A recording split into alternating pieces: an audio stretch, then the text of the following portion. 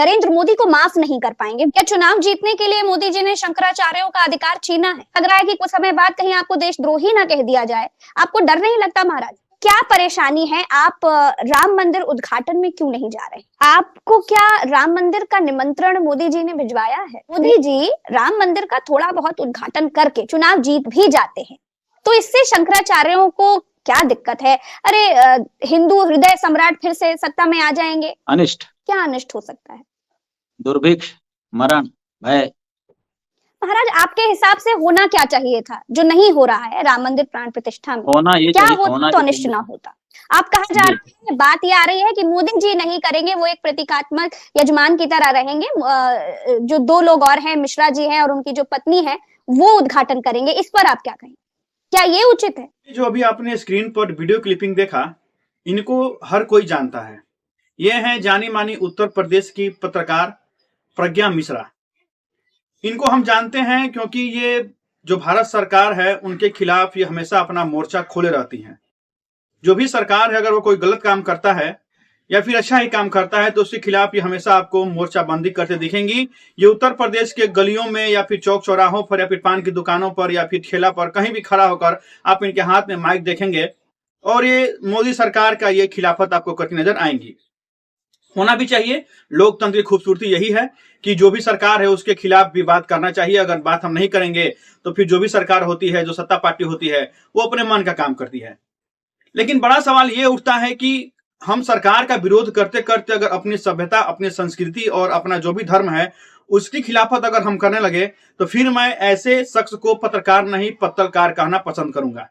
जी हाँ, मैं प्रज्ञा मिश्रा का बहुत बड़ा फैन था। मैं इनका जो भी चैनल है यूट्यूब पर, प्रज्ञा का पन्ना या फिर जो भी आप कॉले उल्टा चश्मा, ये मैं दोनों चैनल सब्सक्राइब करके इनका रखा हुआ हूं और इनको मैं हरदम फॉलो करता था। लेकिन कल मैंने इनका एक इंटरव्यू देखा जिसमें ये अविमुक्तेश्वरानंद शंकराचार्य जी का इंटरव्यू ले रही हैं और उसमें जो राम मंदिर अभी बन रहा है, आप जानते हैं कि राम मंदिर जो है वह बहुत चर्चा का विषय बना हुआ है क्योंकि बहुत सारे पक्ष ऐसे हैं जो यह कह रहे हैं कि अभी उसका उद्घाटन नहीं होना चाहिए, अभी उसका प्राण प्रतिष्ठा नहीं होना चाहिए। वहीं कुछ ऐसे वर्ग भी हैं जो अभी इसके पक्ष में है कि नहीं, जितनी जल्दी हो सके इसका प्राण प्रतिष्ठा कर दिया जाए, इसका उद्घाटन कर दिया जाए। तो अविमुक्तेश्वरानंद जो है, शंकराचार्य जो है, यह इसके खिलाफ है कि 22 तारीख को जो मोदी सरकार राम मंदिर का उद्घाटन करने जा रही है वो गलत चीज है, वो नहीं होना चाहिए। तो इसी के संबंधित जो है प्रज्ञा मिश्रा ने इनका इंटरव्यू लिया और इंटरव्यू लेकर और यह मैसेज देना चाहती हैं कि जो भी मोदी सरकार अभी कर रहा है, जो उद्घाटन होने जा रहा है राम मंदिर का, वो गलत है। लेकिन मैं एक प्रश्न पूछना चाहूंगा, ये वही लोग हैं जो राम मंदिर के भी खिलाफत में हैं, जो कि एक विशेष धर्म के प्रति अपनी आस्था रखते हैं। इनको सनातन धर्म से कोई मतलब नहीं है, इनको दूसरे धर्म की बहुत ज्यादा चिंता होती है कि दूसरा धर्म कहीं खतरे में ना जाए। मैं आपको एक बात बताना चाहता हूं कि प्रज्ञा मिश्रा जो है यह उत्तर प्रदेश की हैं और इनका शादी जो है यह भारत कुमार यादव नाम के शख्स से इनका शादी हुआ है।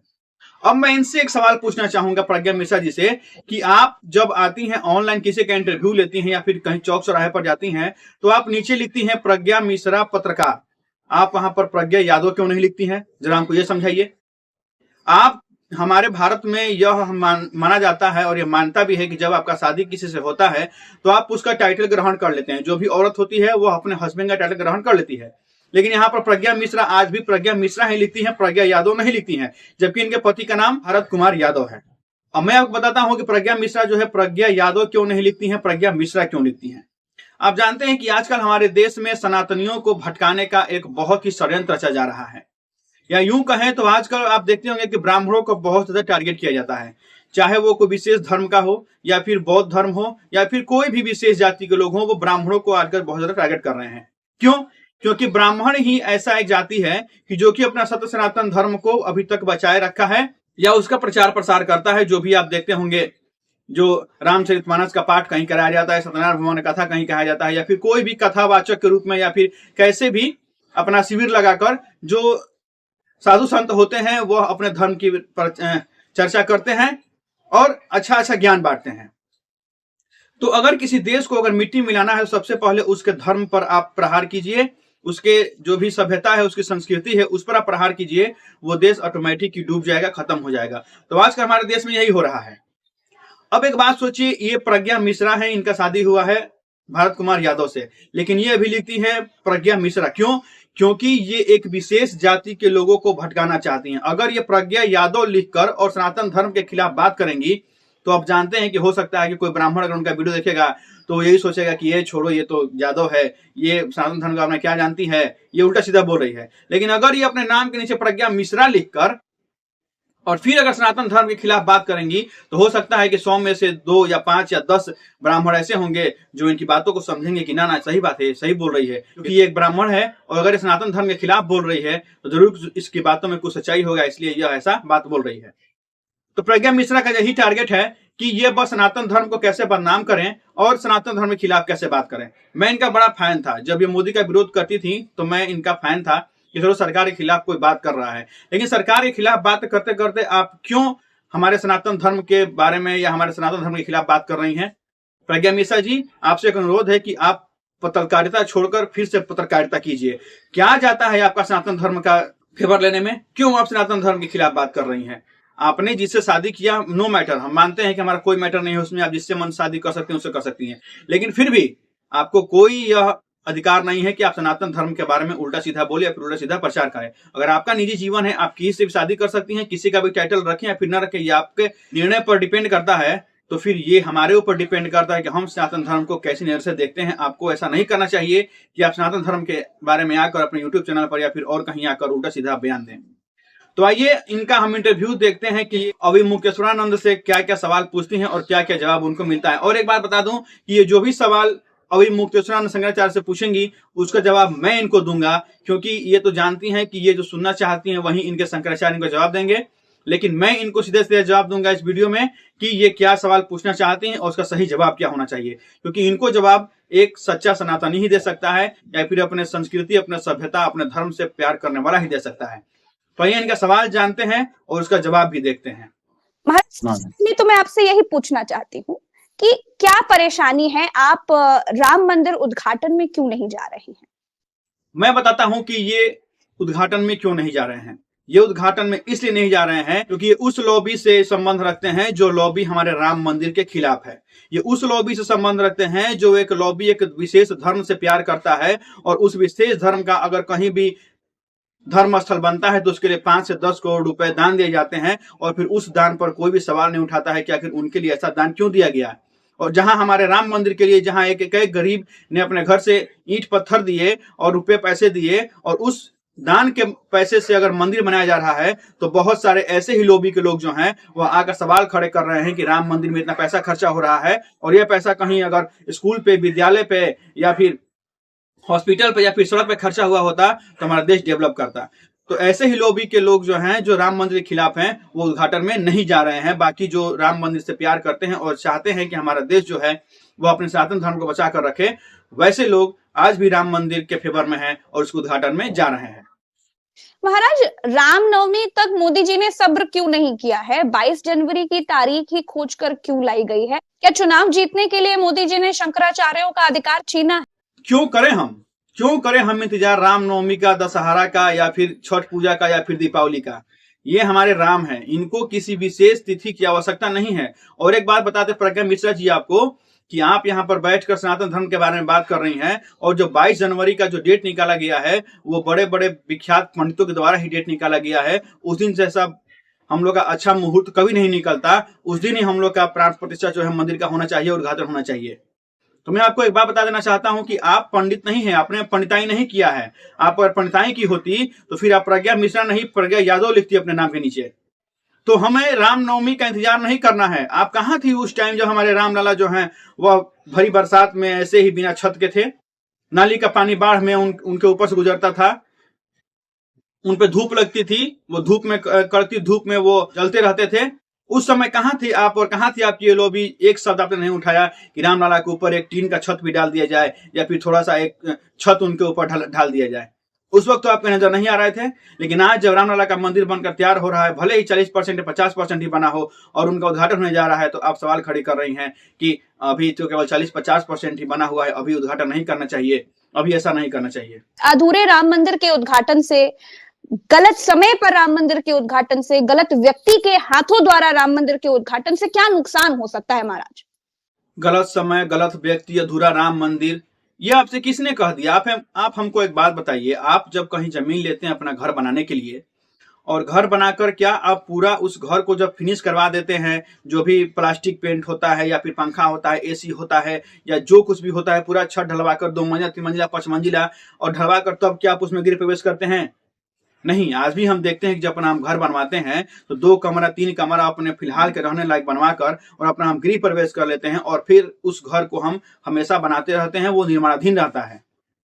तो वैसे ही राम मंदिर है। आखिर ये कौन डिसाइड करेगा कि राम मंदिर जो है वो पूरी तरह बन चुका है या फिर नहीं बना है? मैं तो चाहता हूं कि ये राम मंदिर ऐसा बने कि पूरे विश्व में ऐसा मंदिर ना बना हो, इतना ऊंचा और इतना भव्य मंदिर बने कि पूरे विश्व के लोग यह राम मंदिर को देखने आए। और ऐसा करने के लिए राम मंदिर हमेशा बनता रहेगा। ऐसा नहीं है कि राम मंदिर को हम तुरंत अभी कैसे भी टूटा फूटा बनाकर या फिर कैसे भी काम चलाऊ बनाकर और उसमें प्राप्त प्रतिष्ठा कर दे। नहीं, राम मंदिर बनता रहेगा, ये जीवन पर्यंत बनता रहेगा। जब भी हमें लगेगा कि हमें इसमें कुछ मॉडिफिकेशन करने की आवश्यकता है, तब हम राम मंदिर में मॉडिफिकेशन करेंगे। और उसके लिए दान देने वालों की कमी नहीं है, हम दान देंगे, जितना हमसे समर्थ रहेगा हम दान देंगे। तो ये आप डिसाइड मत कीजिए कि कौन सही व्यक्ति है वहां पर उद्घाटन करने के लिए, सही समय कौन सा है, या फिर राम मंदिर पूरा बना है कि नहीं बना है। अरे आज कम से कम राम लला के सर पे छत तो है, हम लोग उसी छत के भरोसे हम उनका उद्घाटन कर लेंगे और उनका प्राण प्रतिष्ठा कर लेंगे और जीवन पर्यंत हम उस मंदिर का निर्माण करते रहेंगे। महाराज, आप राम मंदिर का श्रेय किसे देना चाहेंगे? मैं बताता हूं राम मंदिर का श्रेय किसको देना है। राम मंदिर का श्रेय आप कांग्रेस को दे सकती हैं।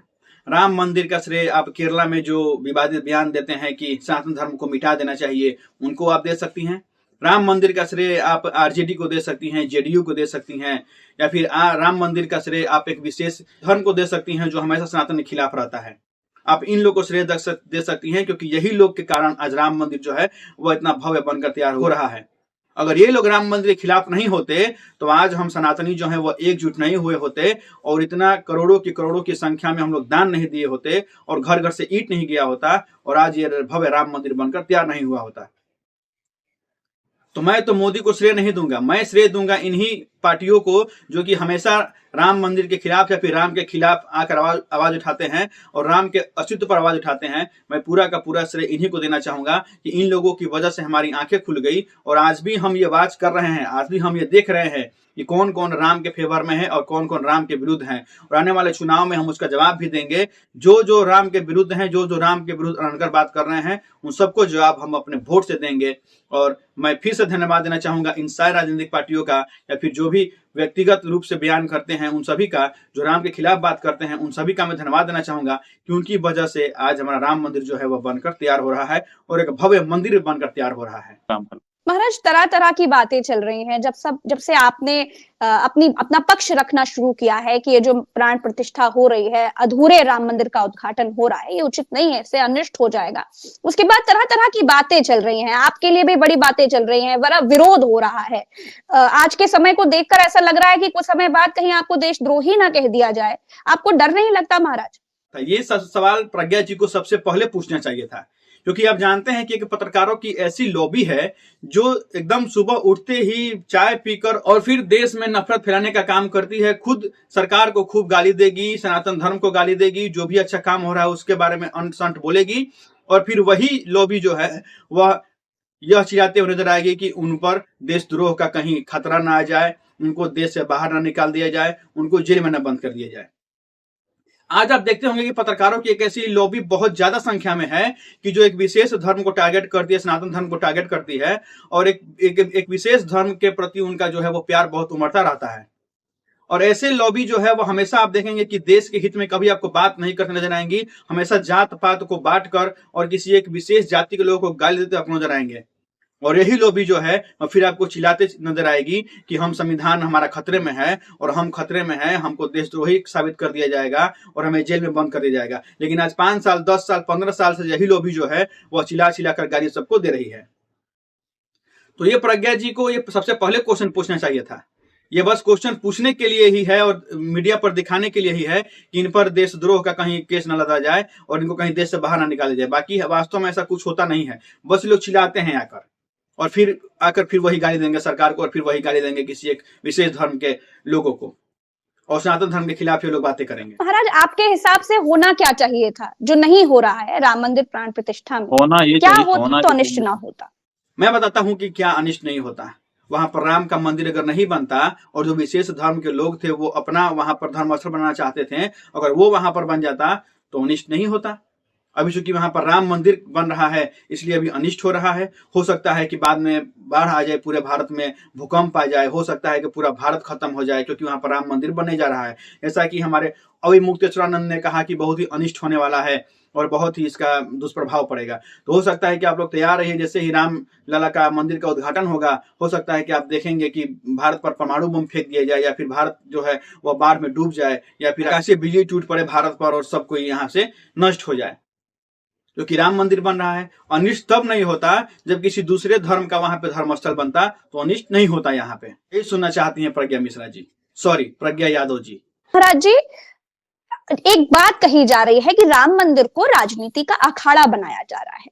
अब मैं आपसे पूछना चाहती हूँ कि अगर मोदी जी राम मंदिर का थोड़ा बहुत उद्घाटन करके चुनाव जीत भी जाते हैं तो इससे शंकराचार्यों को क्या दिक्कत है?